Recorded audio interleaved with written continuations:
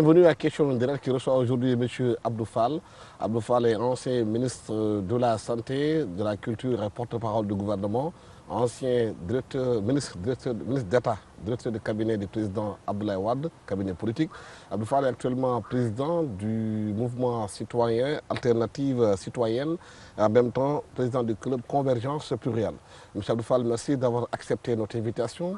Aujourd'hui au Sénégal, on semble être dans une situation politique assez confuse. Pourquoi? Je vous remercie d'abord de cette invitation. Je partage avec vous l'idée selon laquelle on est dans une situation qui n'est pas simple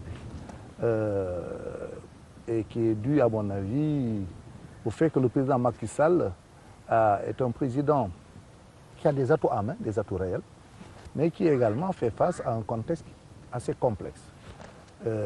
Les atouts du président, c'est d'abord il est arrivé au pouvoir avec toute la fraîcheur de son âge, un président jeune, en pleine possession de ses moyens, de ses capacités physiques et intellectuelles. Il a eu la chance également d'avoir été très bien élu. Il est arrivé au pouvoir avec un score de plus de 65% des suffrages, ce qui lui confère une base de légitimité très forte.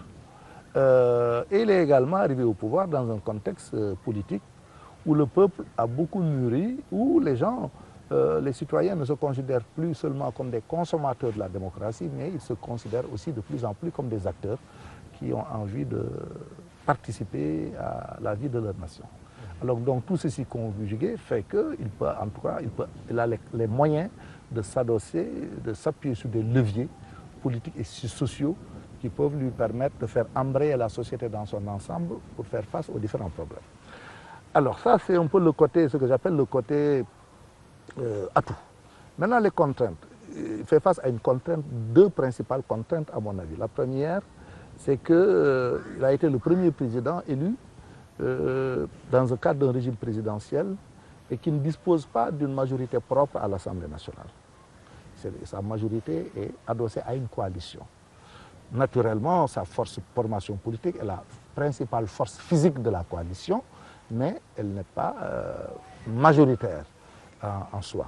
Ça, c'est la première fois que dans l'histoire politique du Sénégal, un chef d'État, dans le cadre d'un régime présidentiel, se retrouve face à une telle contrainte.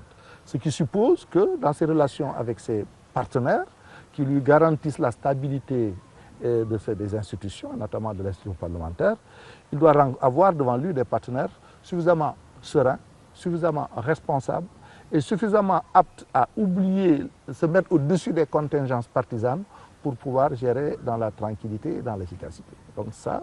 Mais est-ce que justement cette coalition n'est pas un atout, en même temps une faiblesse? Voilà là où je voulais en venir. C'est pourquoi je pose toutes ces conditions, pour dire que pour que cet atout, parce que cette base sociale très large, parce que quand même lorsqu'on est assis à une majorité qui représente près de 60% des suffrages, ça nous confère une base sociale suffisamment large pour pouvoir conduire des réformes de fond, des réformes majeures, sans pour autant devoir faire face à une opposition qui peut gêner les avancées.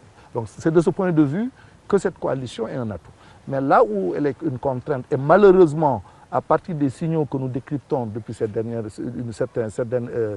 périodes, c'est un peu le contraire qui est en train de se passer. De plus en plus, les difficultés du régime découlent plus des difficultés internes liées à la gestion conflictuelle des relations entre alliés que de problèmes découlant d'un adversaire, de la minorité. Donc les problèmes aujourd'hui de la majorité, ce n'est pas l'opposition qui est le problème de la majorité, c'est la majorité qui est elle-même son propre problème, parce que c'est parmi les composants de la majorité qu'on sent des velléités de contestation qui sont de nature à gêner le bon fonctionnement de la majorité d'une part, et d'autre part, toute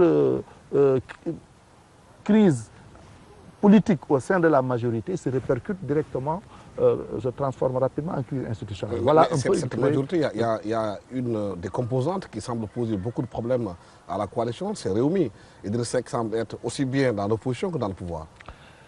Oui, manifestement, c'est ça, l'origine en tout cas de la crise qu'on est en train, crise c'est encore trop fort, du malaise politique qu'on est en train de constater au sein de la majorité provient justement de cette dissidence objective qui est en train de s'affirmer. Bon, que certains considèrent comme une attitude normale, l'exercice de la liberté de critique dans le cadre de toute alliance, et que d'autres considèrent comme un acte de nature à rompre la solidarité gouvernementale. Alors, ce que je constate en tout cas, c'est que jusque-là, le président arrive à s'accommoder de cette situation d'une part et arrive globalement à la gérer. Alors, mais ce n'est pas une situation qui peut durer. Je pense qu'il est temps de ce point de vue qu'on mette de la cohérence dans le travail de la majorité. Alors, il faut comprendre, à mon avis, cette situation en retournant un peu en arrière. Je pense qu'entre les deux tours, il y a eu un ratage. Le souci de chasser l'adversaire du moment a primé sur la nécessité de se mettre ensemble autour d'un projet cohérent pour gouverner ensemble. Les gens ont été plus dans des compromis pour dépasser des situations qu'ils n'ont construit des consensus autour d'un projet pour le Sénégal. Ça, c'est un ratage, ce que je considère comme un ratage qu'il est en train de rattraper l'actuelle majorité. Le deuxième phénomène aussi qu'il faut intégrer, et qui est un peu propre à notre classe politique, c'est que nous avons appris, les acteurs politiques ont appris à se coaliser contre un candidat sortant. Mais ils n'ont pas encore appris à s'entendre pour bâtir ensemble un projet collectif au service du pays. Ça, je pense que de ce point de vue, notre système politique et nos acteurs politiques doivent faire l'effort d'évoluer dans le bon sens. Une deuxième contrainte majeure liée à ce phénomène-là aussi, c'est qu'on a constaté qu'on a l'impression que notre pays, parce qu'une majorité, elle doit aussi porter un projet d'organisation sociale. Un projet d'organisation, ce que j'appelle un projet d'organisation sociale dans le cas qui nous concerne, il ne faut jamais oublier que nous sommes, la seconde alternance est intervenue dans un contexte de troubles, de tensions, de convulsions extrêmement violentes qui ont même entraîné des morts d'hommes dans des proportions qu'on n'a pas le droit d'oublier.